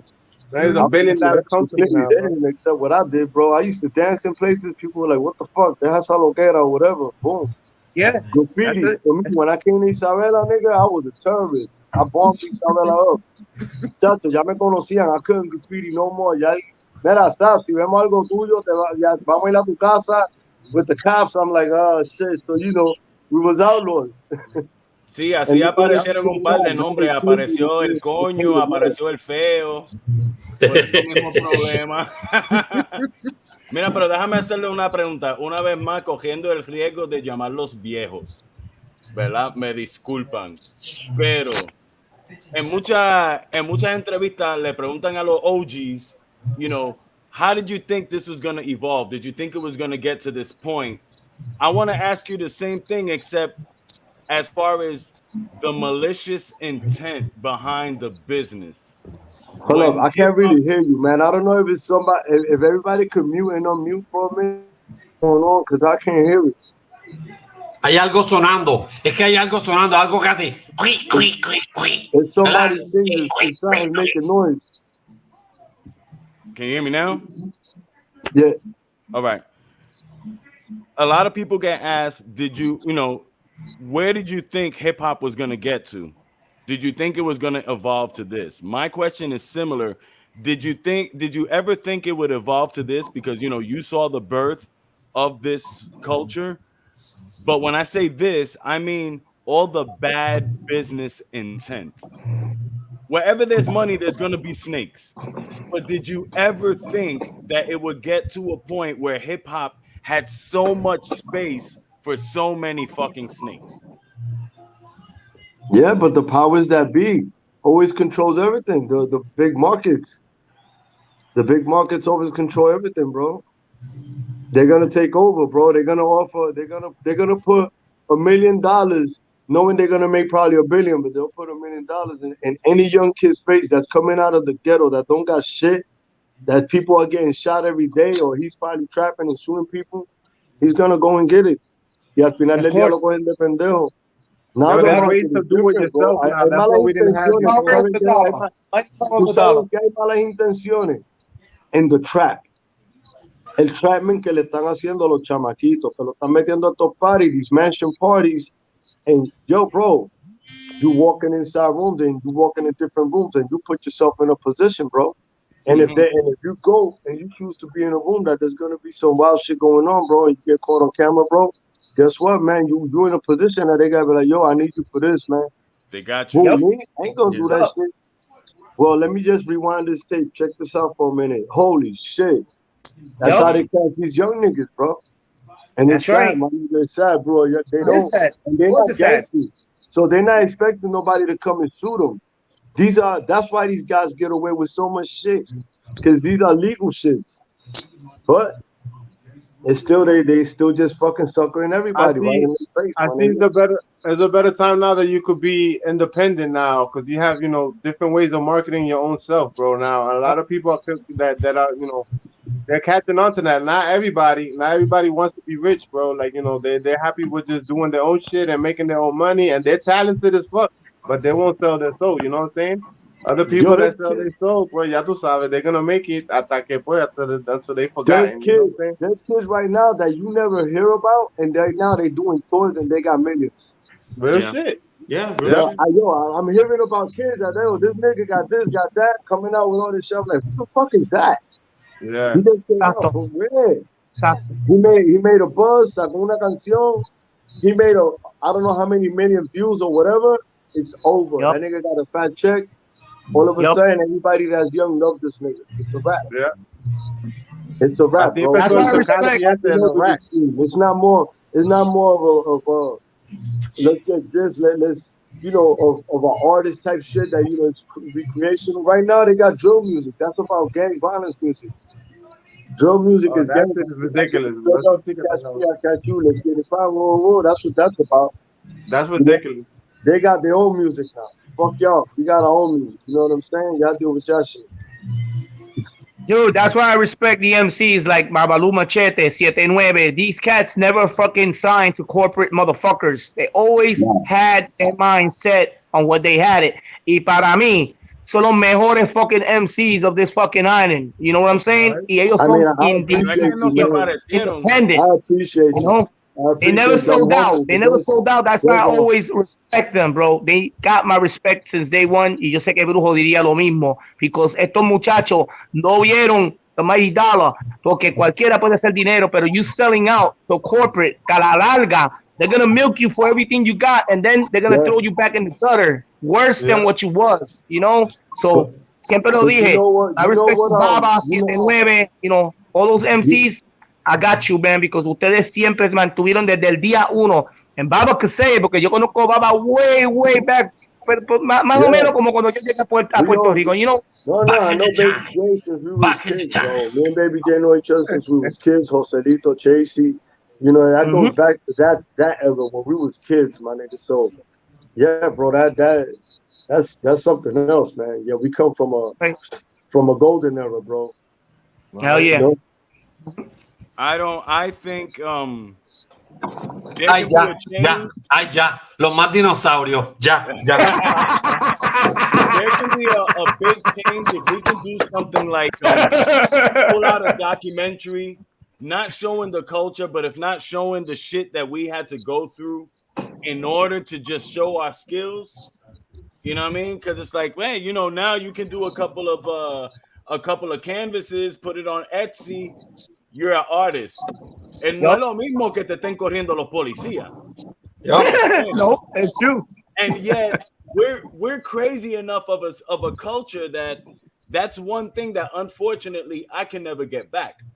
I always, when I was a kid, I wanted to paint I wanted to do a fucking train. That was my shit. And my cousin said, you know what? Wait a couple of years, wait until you're at least 16 and I'll take you. I moved to Puerto Rico when I was 11. Ha ha ha, joke on me. There's no fucking trains in Puerto Rico. You know, so it's like, yeah, you know, so one part of a person, you know, a person can debate, but like, look, you know what, that it's illegal. You don't have to do that nowadays. You know what I mean? There's other ways of doing art, but there's still part of me that's like, you know what, that's something that I missed, you know? So piggybacking on that, out of the original things of hip hop, what is it that you guys miss? Right. That you think can be beneficial for today? Because motherfuckers that can actually rap. Nah, check it out. Because let's say John Wayne says, I miss the sound of vinyls. But I know he doesn't miss having to carry all them shits. I know because I carried half of them for him. And this is heavy. You know what I'm saying? Mira, ahí está el tren, pa. Ahí tienen. I'm gonna keep it real. At least what I miss, and it might sound corny, my nigga, but I guess it's now because I'm listening more into like older music, funk, soul, jazz, all that shit. Now I'm really more into that. Before I was just into hip hop, blah blah blah. But there was times that they was actually talking about love and, you know, good shit, my nigga. Con tema. You know what I'm saying? Tema, you know. Yep. Now you hear is porqueria, you know, and don't get me wrong, I like that street shit. I'm very much into the street shit, but you don't hear no temas about good shit, bro. Music, yo, you know what? Music is like the seasons. Winter, spring, summer, fall. You're gonna get tired of being on my net. There's gonna be one guy that he's gonna be the it guy that he's gonna be in love, nigga. Oh, yeah, and he's gonna bring all that. He's gonna. Man, that's Drake, cabrón. Drake, that's Drake. You know what? It's either that or somebody dancing, making dance music, and the wave goes towards that. Bro, it always happens, bro, in music and life.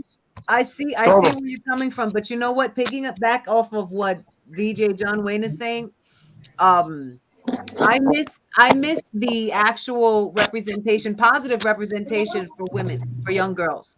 Because when I was growing up, I had a lot of strong female rappers telling me to respect myself, telling me to put standards. Telling me it was okay for me to say, no, you're not going to disrespect me. No, you're not going to go ahead and treat me this way. You are going to respect who I am, not only because I'm a woman, it's because I am a person, point blank and period. Not go get my money, let me get this nigga this, let me get this money that. And I was like, that's something that I see my girls are like, oh, but how much money he got? I was like, well, how much money are you making? You know, so you know, that's the question that I always throw back at my girls. I was like, you gotta understand, you can't be going around looking for somebody to handle your business if you can't handle it yourself. And I tell the same thing to my young men, because I still hear, you know, the same old tired kind of, you know, gender role thing or whatever. I was like, at this point in age, you got to learn how to do everything. That's right. So I would like to hear that be repeated in the youth, because the youth right now, there is so much apathy, and you know, there's like, I don't care, that apathy of I don't care, you know, within the youth. And I'm scared. I'm literally genuinely scared, because you guys are going to be in charge of me when I'm too old to be able to do anything about it. Right. I'm afraid. Yes, it is. It's something afraid, you know, we gotta push out. Yeah, I mean, nobody wants. I mean, who? Like I said, I don't have space for myself. That's why I'm not. I'm the social butterfly. Y'all know how I am. I like hanging out. I like talking with people. I like being places. Well, you know what? Just one little aspect of something that changed, right, and makes a big difference. My opinion, right? But to me, the biggest accolade that a female in hip hop, specifically MC, can have isn't how much she makes, isn't how many she sells. It's her writing her own rhymes. That's what I'm saying. And that shit being tight. Tight. I think the last of them was Rod Digger. Oh yeah, Raw They Digger got a was couple of new fucking ones too. nasty. There's a couple of new ones. Hay un par de chamacas ahora nuevas que le meten de verdad, mano. There's a couple of new dope girls. Most of them do, boom Oh, bap. that's crazy. I can't But hear shit. there's a lot of women that are still doing it, but it's more street.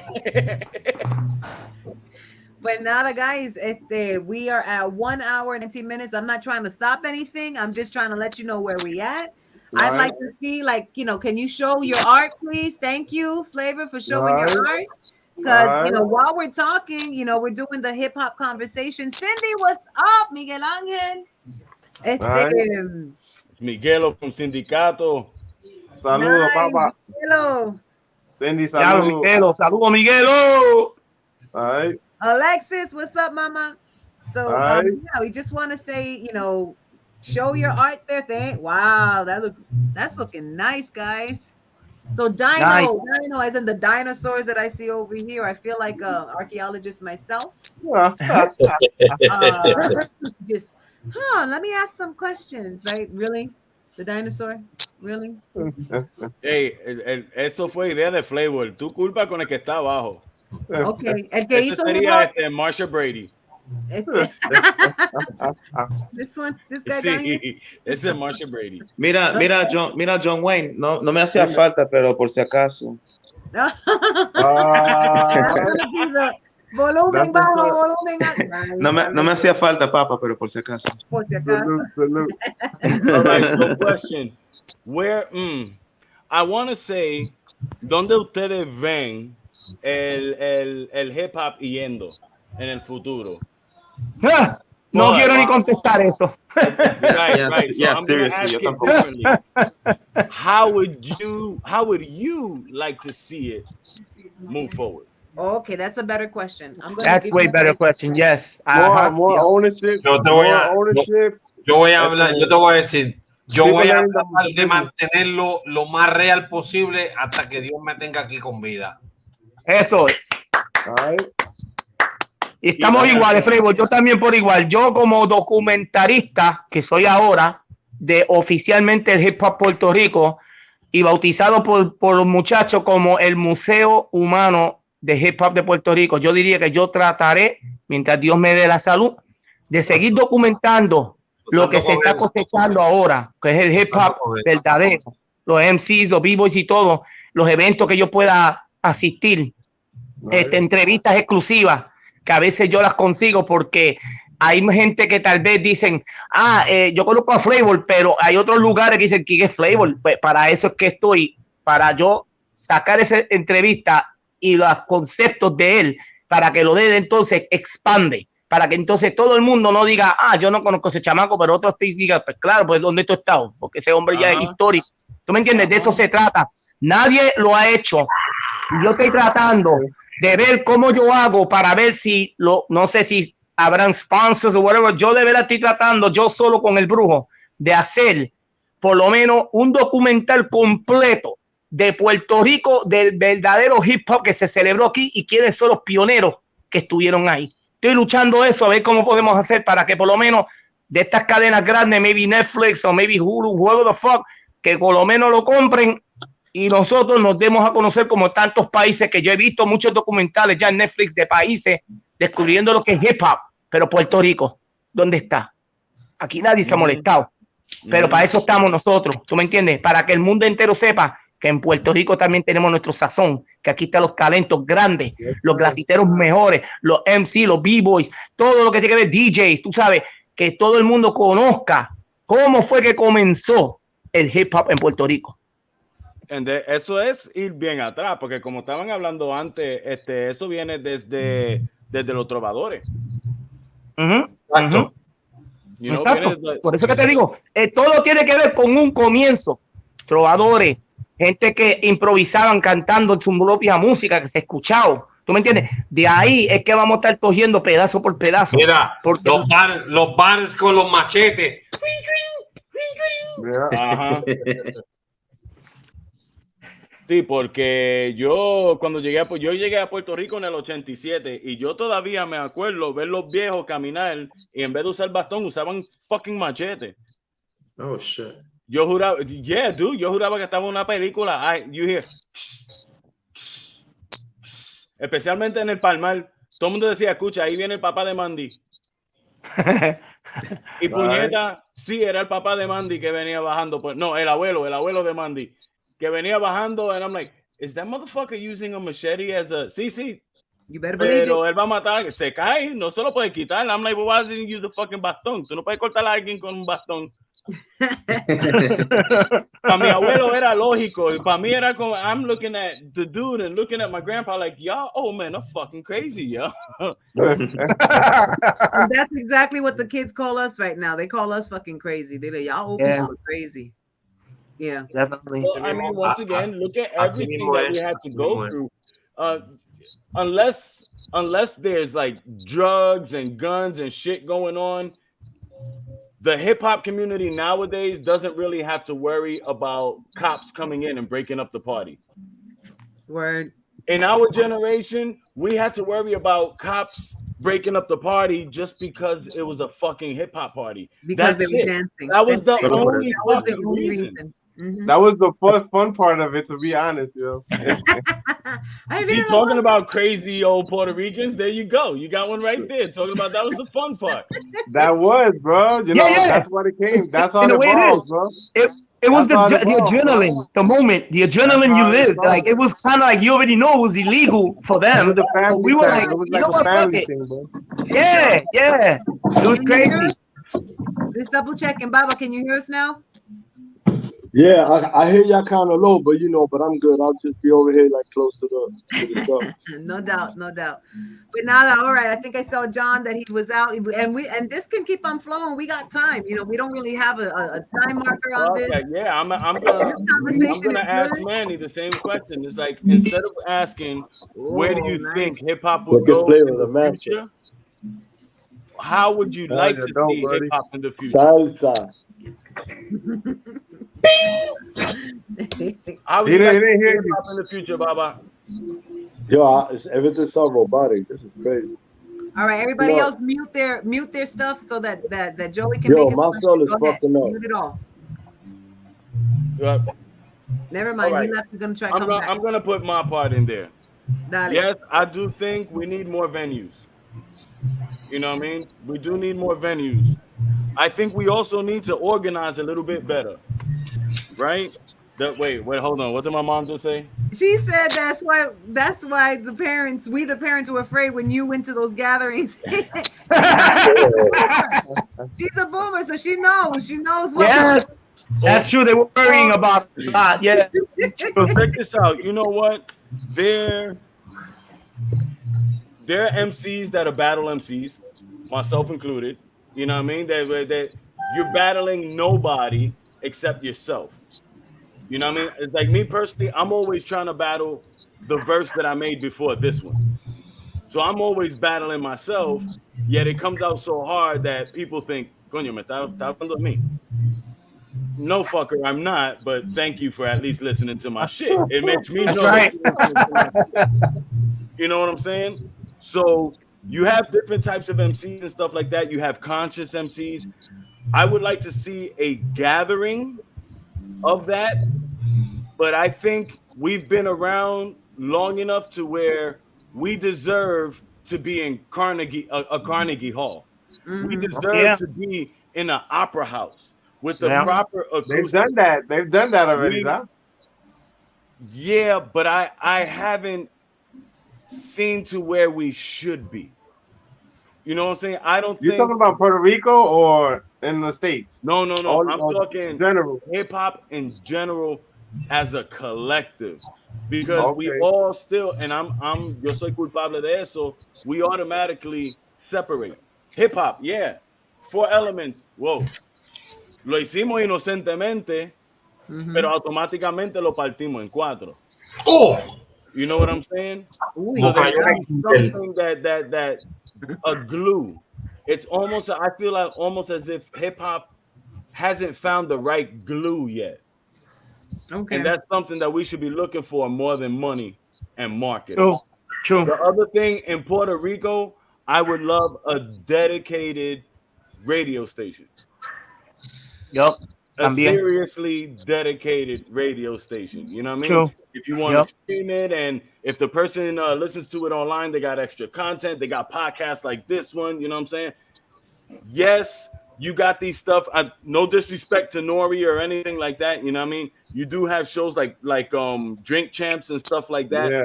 But it's still, how can I say this nicely? It's still playing under the stereotype of what people expect of you. Mm-hmm. I want to hear the deep parts of that person's mind. You know what I mean? Don't just say who you was chilling with when you made this track and when they were rhyming this and this. Yeah, all right, that's cool. I want to know exactly what was going through your head when you put that pencil to the pen. Right. There's an emotional, personal process between you and that wall, you and that vinyl, you and the turntables, you and the microphone. There's an intimacy there. The click clack, right? You know of the what I mean? big mixing You in that can't- You can. couldn't just go up to William Shakespeare and take the fucking quill away from him. You're gonna get ink slapped. That's what's up. Respect.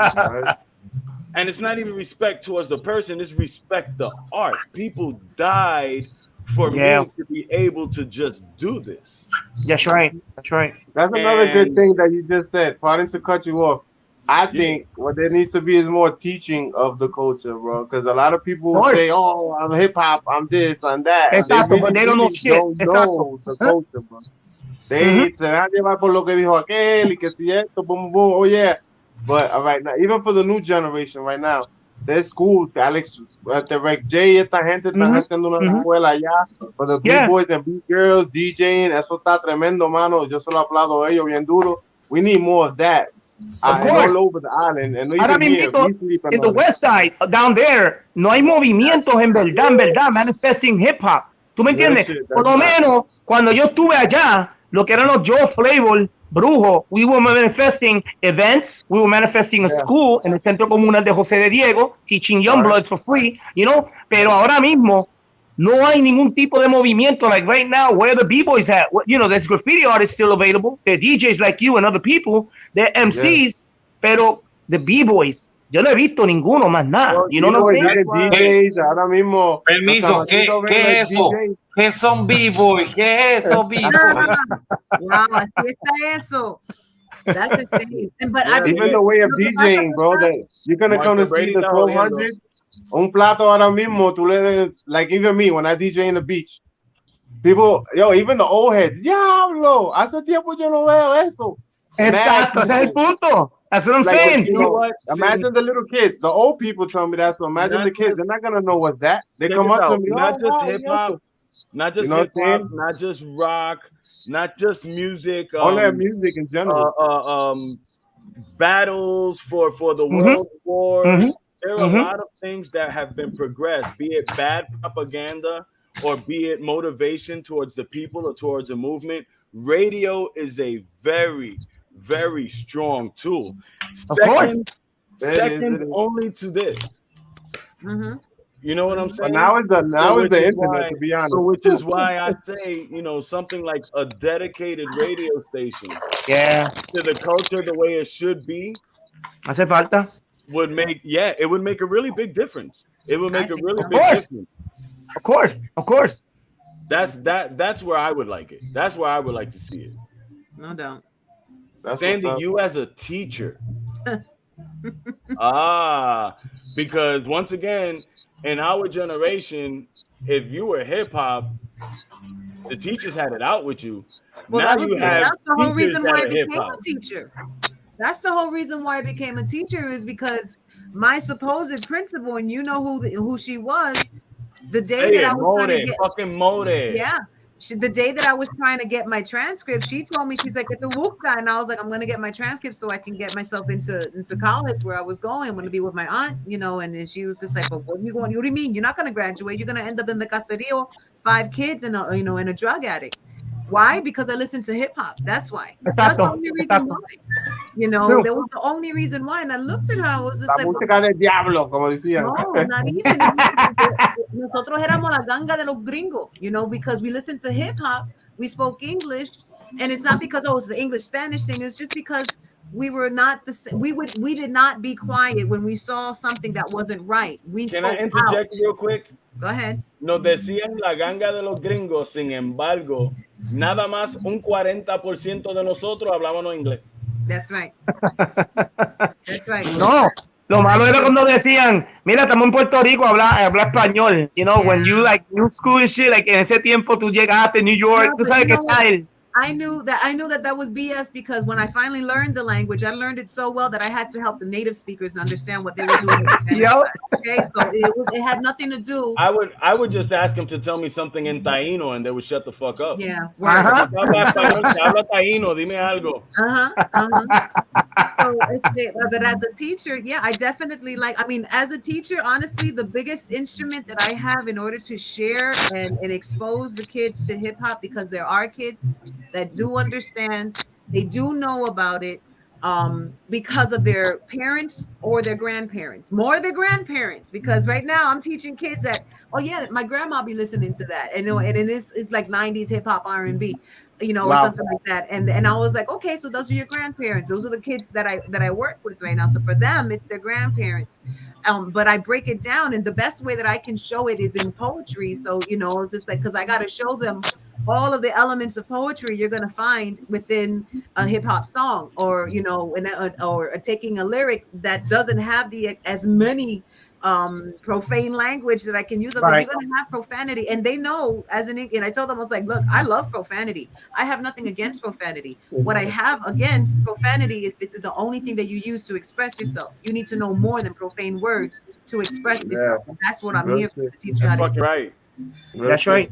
They fucking right, So, and me, especially when I'm passionate about something, I'll cuss at my kids. I'll be like, "What the hell are you doing?" I want to ask a question before I forget. Go ahead. And this is going to be a fun one. Okay.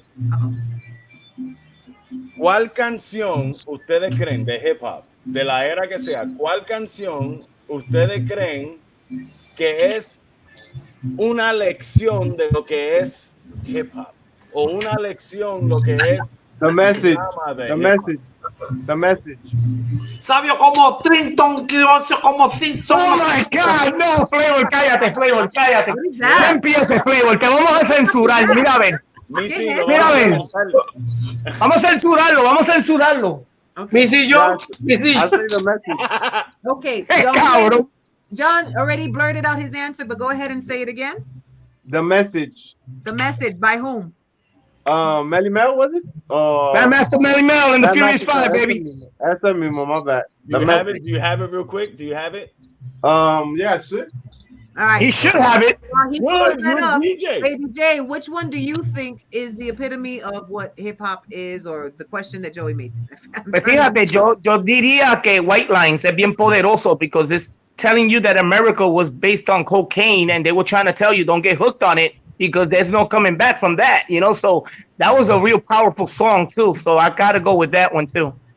Grandmaster Melly Mel and the Furious Five, White Lines, don't do it. It's real good. Okay. There it is right there. You can hear it?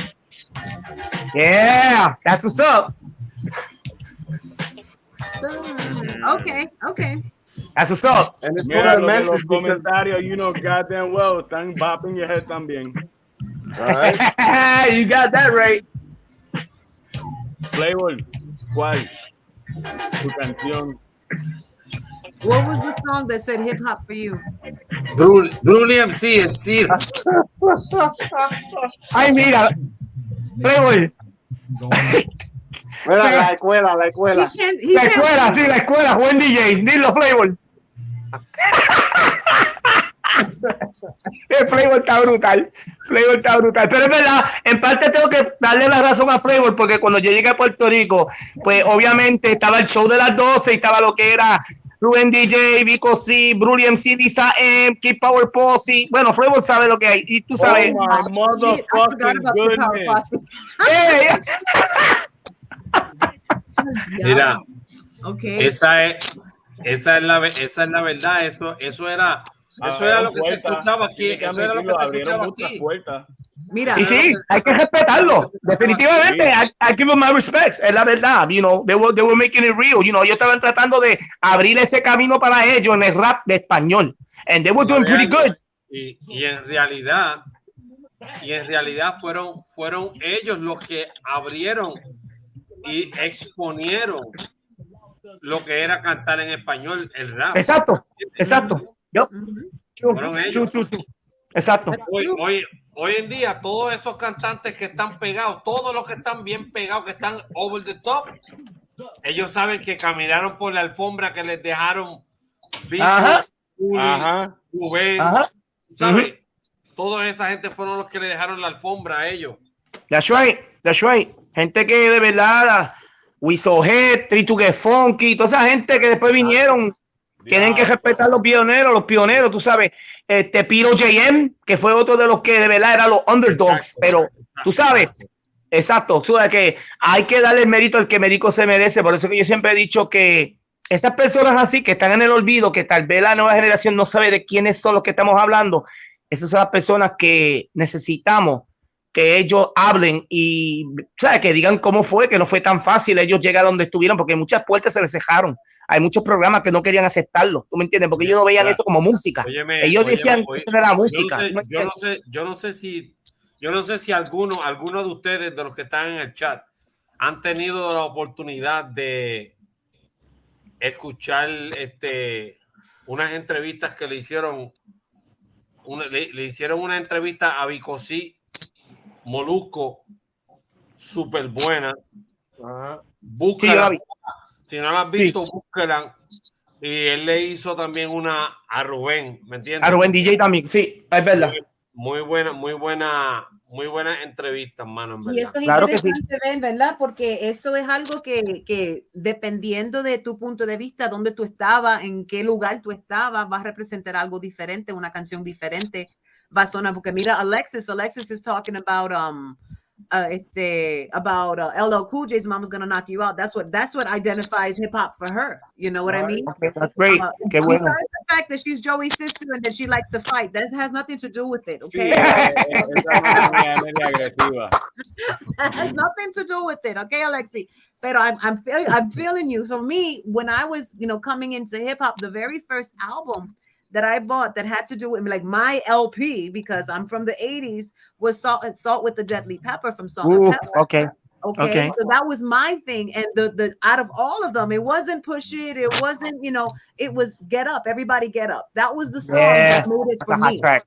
Yes. And that was, and it was had nothing to do with, shaking your ass or doing it had to do with who you were. That's right.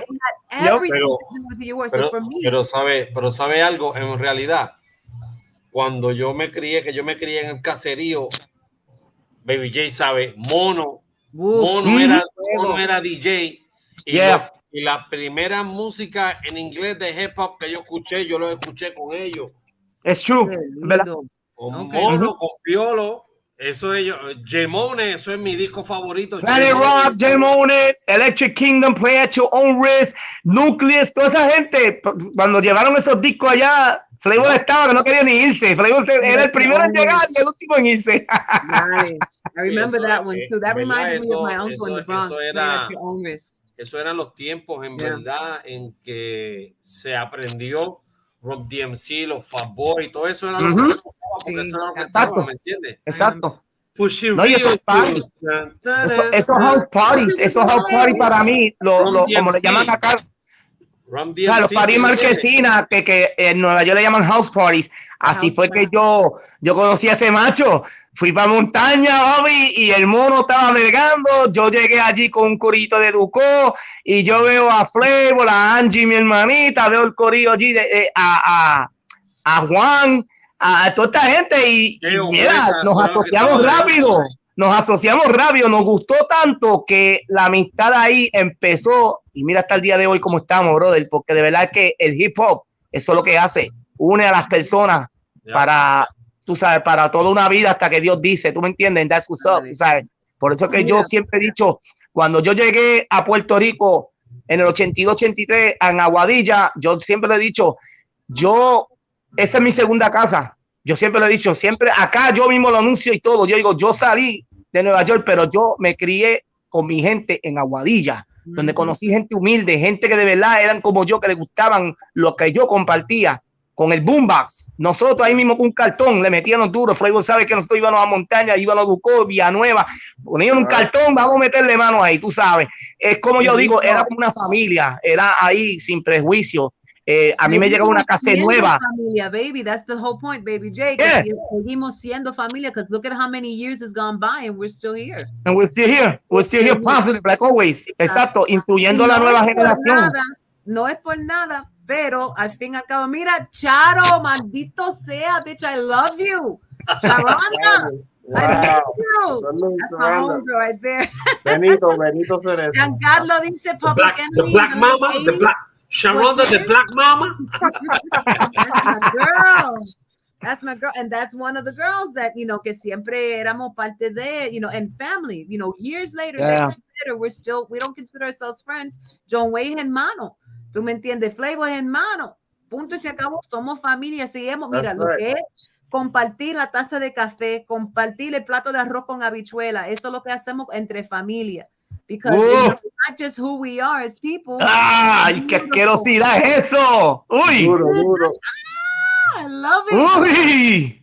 I love it. Mira, yo digo, para mí en el oeste, yo sé que hay muchos grafitis y respeto a todos, porque de verdad los respeto a todos, cada cual tiene su estilo, pero el Flavor es el papá de los pollitos ya en cuestión de graffiti, y no es porque él se las eche ni nada, porque él es el humilde, siempre ha sido humilde, ese hombre nunca está en revoluce, y yo te lo puedo decir que lo conozco, como dije yo, ese hombre, for me, hands down.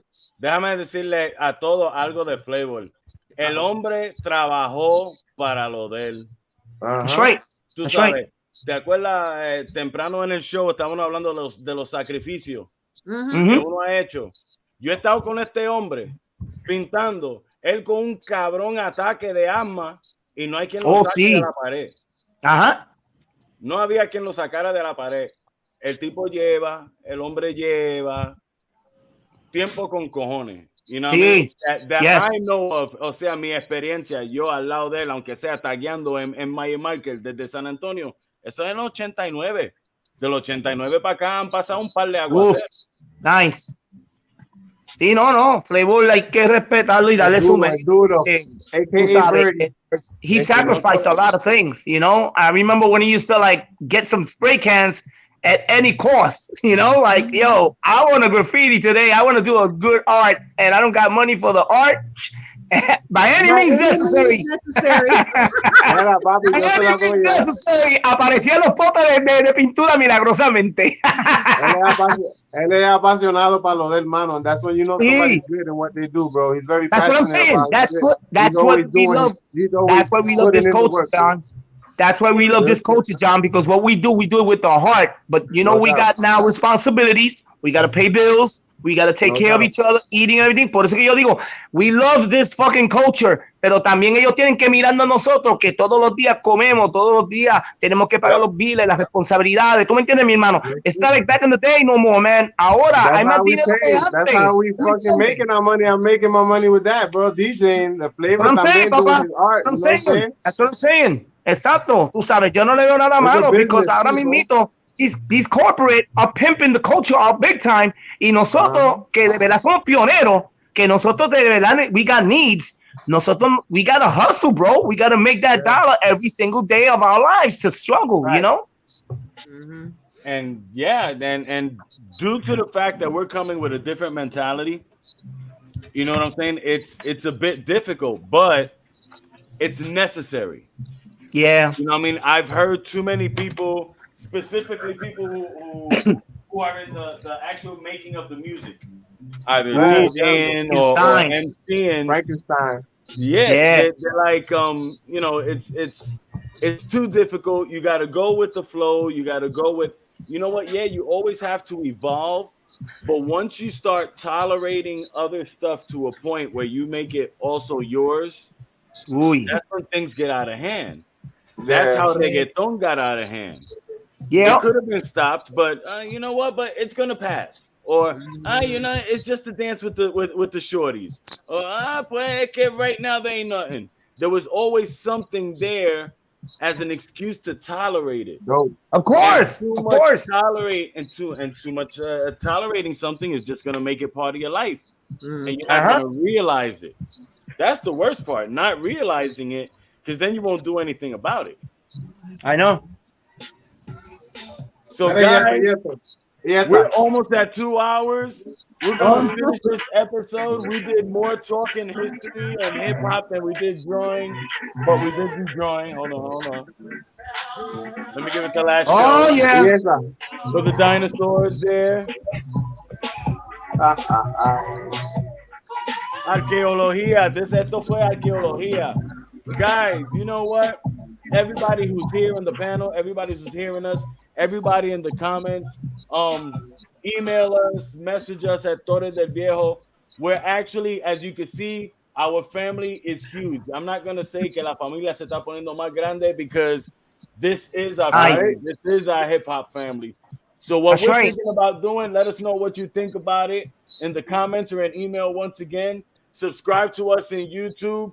We're trying to do this twice a month. Twice a month, so this way everybody can get their ideas, because when you're amongst intelligent people that are very creative, you got a shitload of ideas. And you get to share. Each one teach one. That's right. That's right. That's right. That's right.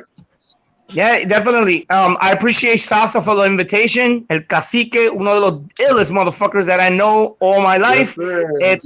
A Sandy también, que hace tiempo no sabía de ella. Girl, you know, you got all my love, baby. John Wayne, ya tú sabes, tú eres de los míos, cabrón. You know that. One love always, baby. Y Flavor, ¿qué puedo decir de Flavor, muchacho? No estamos aquí toda la noche por eso, ¿sabes? Pero Flavor, siempre, cabrón, te llevo de primera, papi. Así que, right now, I'm about to go to DJ Adams' joint that is in Santurce called The Colmado. They're going to have a hip-hop party there. I'm going to be documenting tonight in a few. So, yeah. Have a good time, so, y'all going to be seeing it on my channel. Si ustedes no saben el canal mío, so y'all can peep everything I got. Yo, it's YouTube/G76/Baby Entertainment 68, and you see everything that has to do with the culture of hip hop in Puerto Rico. You know, so that's what's up. Yes, sir. That's what's up. Baby J, whenever you get a chance in this same segment, go ahead and comment and put a link to your stuff. So whoever sees this can go ahead and just jump right onto your stuff, because this is what this is about. This is a platform. Perfect, baby. Perfect. And we hope to have you back on again, man. We got to do this again. I'm gonna be on. Definitely, I'm gonna be on the lookout for the next show. Definitely count me in, brother, because I really enjoyed it. You know, like teaching, like you said, each one teach one. And there's a lot of hip hop heads that probably remembered these days, and they were like, "Wow, somebody took us back." You know. All right. So check this out. Guys, my panel, don't leave. Don't go anywhere right yet. Everybody who's watching us, thank you so much for dedicating your time for us for these almost 2 hours. I hope you had as much fun. If you had half as much fun as I did, cut it. All right? Have a very good night, everybody. Peace and love, y'all. Peace.